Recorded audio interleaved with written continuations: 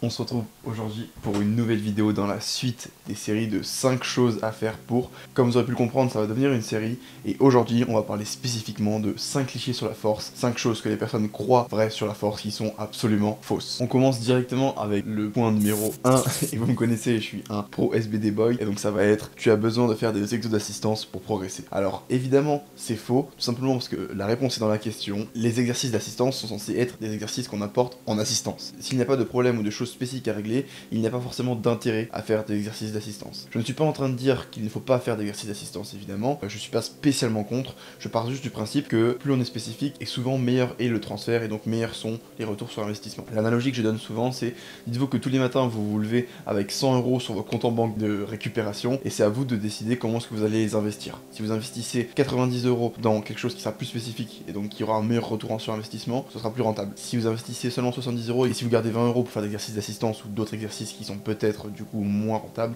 et bien vous aurez un moins bon retour sur investissement. Évidemment, c'est une analogie. Ce qu'il faut comprendre, c'est que ça fonctionne pour beaucoup de choses, notamment si vous avez beaucoup de stress dans la vie de tous les jours, et bien vous aurez une partie de ces euros-là qui seront pris pour récupérer tout simplement du stress de votre vie. L'analogie est plutôt bonne et je trouve que ça reflète bien vraiment l'utilité que doivent avoir les exercices d'assistance. Moi-même, par moment, il m'arrive de faire des exercices d'assistance. Je ne fais pas que du squat, du bench, du deadlift, mais quand j'en ai, c'est pour une raison spécifique. J'en ai notamment en échauffement. Pour moi, c'est considéré comme des exercices d'assistance puisque je fais ces exercices-là pour des problématiques spéciales que j'ai, notamment mes problèmes de dos que je peux avoir. J'ai des exercices spécifiques pour faire en sorte d'avoir le moins de douleur ou en tout cas le moins de gêne possible de ce côté-là. Et je travaille certains exercices pour retrouver des mobilités qui sont nécessaires pour moi pour être dans les amplitudes qu'on me demande en compétition et pour pouvoir être aussi performant que possible. Mais voilà, par exemple, dans quel cadre je trouve qu'avoir des exercices d'assistance sont intéressants. La plupart du temps, si vous faites un exercice et que vous n'êtes pas capable de répondre à la question pourquoi est-ce que je fais cet exercice, c'est que vous ne devriez sûrement pas le faire. Point numéro 2. Tu dois être gros gras pour être fort, / tu ne peux pas avoir un bon physique en faisant seulement du SBD. Est-ce que j'ai vraiment besoin de répondre à cette question? Je ne pense pas, mais je vais le faire et je vais vous expliquer toutes les nuances de pourquoi est-ce que c'est totalement faux. Premièrement, vous ne verrez quasiment jamais un athlète de haut niveau gras, en tout cas en dessous des catégories moins de 120 kg, tout simplement parce qu'à partir de moins de 120 kg, plus de 120 kg, il est quasiment impossible de ne pas être gras tout en faisant ce poids de corps, même si vous êtes, sauf si vous êtes très grand. Je vais prendre le cas d'Antoine Brutus le Robuste, qui est très grand et donc qui peut faire des poids de corps assez élevés tout en étant très sec, mais pour la plupart des physiques lambda, voire même moi qui suis déjà grand pour la normale, c'est très compliqué d'être lourd et sec, tout simplement parce que c'est impossible d'avoir la masse musculaire nécessaire pour faire un poids de corps très élevé tout en étant sec, car on est limité en termes de quantité de masse musculaire qu'un corps humain peut avoir. Mais de manière générale, vous ne verrez quasiment jamais un athlète de haut niveau ou un bon athlète être gras dans une catégorie inférieure à moins de 120, tout simplement parce que c'est du poids de corps perdu. L'athlète en perdant ces quelques kilos de gras pourrait sûrement descendre dans la catégorie d'en dessous et donc être plus compétitif. Ça paraît évident, ça l'est et c'est confirmé. Si vous regardez quasiment tous les champions du monde dans chaque caté, il n'y en a quasiment aucun qui sont gras. Si vous regardez les top niveaux en France, il n'y en a quasiment aucun qui sont gras. Que ce soit par exemple en moins de 66 qui a été champion du monde Pana, en moins de 74 on a Atwood qui n'est absolument pas gras, on a aussi Russell Lowry en moins de 83, en moins de 93 on a beaucoup d'exemples, Chance Mitchell, Emil Krustev et plein d'autres.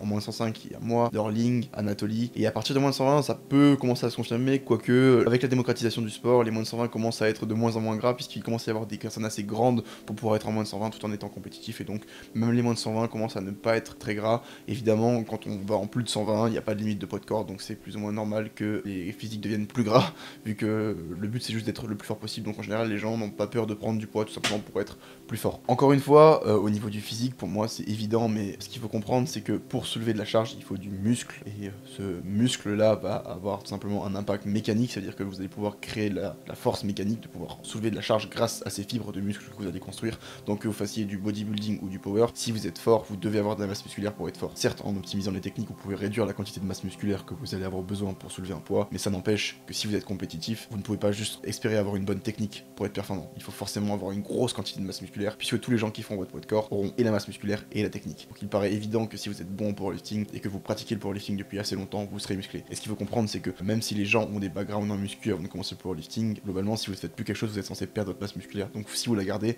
c'est bien que ce sport que vous pratiquez entretient votre masse musculaire. Pour moi, ça paraît totalement évident. Les 3 mouvements de powerlifting entraînent quasiment tous les muscles du corps. Et donc c'est pour ça qu'avec ces 3 mouvements-là, vous pouvez largement avoir de quoi développer votre physique. Et pas seulement maintenir votre physique, mais j'ai bien dit développer votre physique. Il y a peut-être quelques groupes musculaires qui vont un peu être mis de côté, par exemple les mollets, les biceps et aussi les deltoïdes latérales. Mais de manière générale, vous pouvez avoir un très bon physique en pratiquant seulement la force. Et encore une fois, il suffit de regarder le niveau et le physique de la plupart des athlètes de haut niveau. Point numéro 3, tu es obligé de faire de la muscu avant de faire du power. C'est faux, tout simplement car vous pouvez commencer directement le powerlifting et il n'y a aucun problème avec ça, vous n'avez pas besoin d'avoir une certaine masse musculaire avant de commencer la force. Certes, vous aurez une progression qui est plus rapide,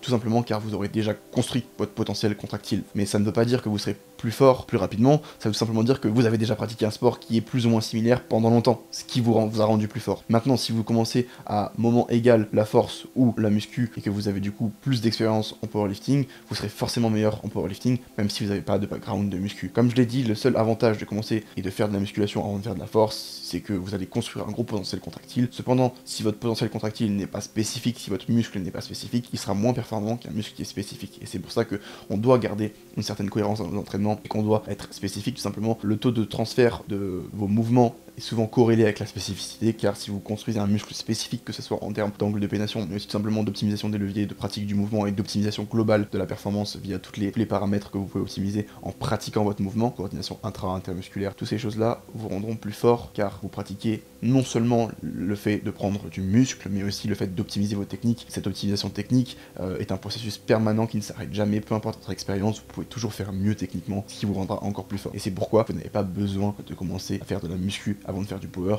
même si votre but c'est d'être aussi fort que possible, et surtout si votre but c'est d'être aussi fort que possible. Le point numéro 4, c'est qu'il n'y a qu'une seule manière de faire les mouvements pour être fort. On voit souvent beaucoup d'athlètes qui pratiquent les mouvements d'une certaine manière, notamment un squat low bar avec beaucoup de flexion de buste, un bench avec un gros pontage ou un terre sumo, etc., etc. Ce qu'il faut comprendre, c'est qu'il y a autant de manières de faire un mouvement qu'il y a d'individus qui pratiquent ce mouvement. Peu importe les ressemblances physiques que vous pourrez voir en observant les mouvements de deux athlètes différents, peu importe les coïncidences physiques que vous pourrez observer en regardant du coup deux athlètes faire un mouvement et globalement regarder comment pratiquent les athlètes à haut niveau. En réalité, ce qui importe surtout, c'est ce qui fonctionne pour vous. Évidemment, il y a des trends globales, des tendances globales, que ce soit d'avoir la barre basse au squat, de ponter au bench, etc. Toutes ces choses-là sont simplement cues globales qui vont optimiser vos mouvements. Si vous mettez la barre plus basse au squat, vous réduisez le bras de levier. Si vous pontez, vous réduisez l'amplitude, vous réduisez donc la force que vous devez produire. Tout ça, c'est des choses qui sont globales, qui ne représentent pas vraiment une technique, mais simplement un axe de travail. Vous ne devez pas faire pareil que tout le monde pour progresser, et il n'y a pas une seule manière de faire un mouvement. N'ayez pas peur d'essayer. Pour donner des exemples qui sont un peu contre la norme, vous pouvez voir que Pana,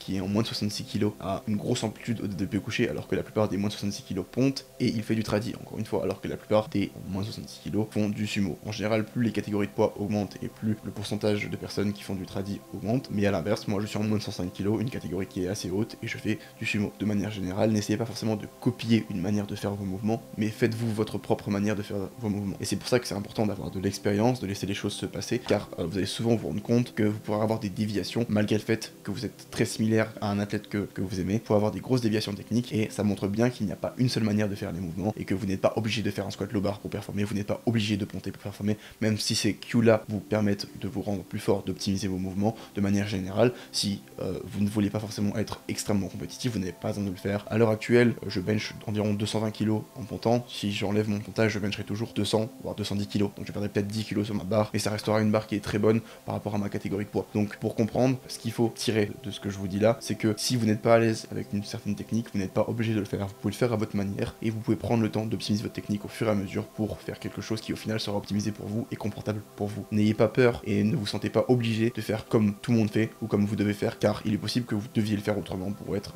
optimisé à votre façon. Enfin, le dernier point, tu vas te blesser si tu fais de la force. On entend souvent ça, les gens qui ont tendance à dire oui, mais la force c'est soulever lourd, donc forcément il y a plus de risques de se blesser. La force, ça met beaucoup de contraintes sur le corps, donc il y a plus de chances de blesser. Et dans une certaine mesure, c'est vrai, la force met beaucoup de contraintes sur le corps, comme n'importe quel autre sport. Comme n'importe quel autre sport que vous décidez de pratiquer à haut niveau, ou en tout cas dans lequel vous essayez de performer. À partir du moment où vous pratiquez un sport, la plupart des sports demandent de se pousser, de pousser son corps, et donc forcément ça peut impliquer par moment de se blesser. Mais la force n'a pas un taux d'incidence plus important que la plupart des autres sports, voire même plus bas, tout simplement car nos mouvements sont vraiment statiques, ce qui veut dire qu'il y a moins de contraintes de vitesse, de décélération, d'accélération, et c'est souvent ces contraintes-là qui créent des blessures, que ce soit des insertions musculaires, claquage, ce genre de choses. Tous ces mouvements vraiment dynamiques ont tendance à vraiment augmenter l'incidence des blessures qu'il peut y avoir dans un sport, et nous, à l'inverse, nos mouvements sont très statiques, très optimisés justement pour produire et tolérer une certaine charge sur notre corps, ce qui nous met dans une position dans laquelle on est souvent très sécuritaire, contrairement à la plupart des sports qui ont des positions très variées. Nos positions sont très restreintes, et donc c'est des positions dans lesquelles on est beaucoup entraîné, et on est prêt pour supporter des contraintes très importantes. Et c'est pour ça que peu importe les positions dans lesquelles vous allez vous mettre, de manière générale, la chose la plus importante qui va du coup déterminer si vous êtes dans une position dangereuse ou non, c'est premièrement si vous avez des douleurs ou non, et deuxièmement si vous y êtes allé progressivement, si vous avez renforcé cette amplitude, donc si vous avez permis à votre corps de se renforcer dans cette amplitude avec du temps pour y devenir du coup plus fort et pour créer de la stabilité, créer de la sécurité par rapport à ces tissus, car tous les tissus du corps, ou quasiment tous les tissus du corps sont capables de s'hypertrophier, de s'adapter pour devenir plus résistant dans une amplitude à laquelle vous lui demandez d'être. Donc non, tu ne vas pas te blesser si tu fais de la force, et surtout tu ne vas pas te blesser si tu fais de la force correctement. Évidemment, comme dans n'importe quel sport, il y a des risques que tu te blesses, mais si tu pratiques ton sport correctement, que tu écoutes ton corps et que tu fais les choses comme tu dois le faire, il n'y a pas plus de chances de se blesser en force, il y en a même moins que la plupart des sports. Voilà les gars, c'est la fin de la vidéo, vous avez donc 5 idées reçues qu'on a débunk en force, j'espère que ça vous a plu. Comme d'habitude, n'hésitez pas à commenter et à me dire une idée à laquelle vous pensez, qu'on entend souvent, une fausse idée qu'on entend souvent dans les salles de musculation ou dans les salles de force. Ça serait toujours intéressant car il y a beaucoup de clichés dans ce sport et mon but c'est d'essayer de les démonter avec vous pour que vous compreniez que si vous voulez faire quelque chose, faites-le et que vous ne vous limitez pas parce que vous pouvez entendre autour de vous, c'est vraiment dommage. Comme d'habitude, il y a mon lien MyProtein dans la bio, il y a aussi le lien Silent Worker, il y a un nouveau drop qui sort bientôt les gars, donc restez à l'affût, vous pourrez drop tout ça sur le site Silent Worker. N'hésitez pas à vous abonner, à liker, à commenter, évidemment vous savez ça soutient de ouf la chaîne et je prends de plus en plus de plaisir à faire des vidéos, j'essaie de professionnaliser ça autant que possible, vous devez le voir par rapport au contexte de la vidéo, donc si vous pouvez me rendre ça, ça sera avec grand plaisir pour que je puisse passer encore plus de temps sur mes vidéos YouTube. Donc voilà, merci à tous d'avoir regardé cette vidéo et à la prochaine.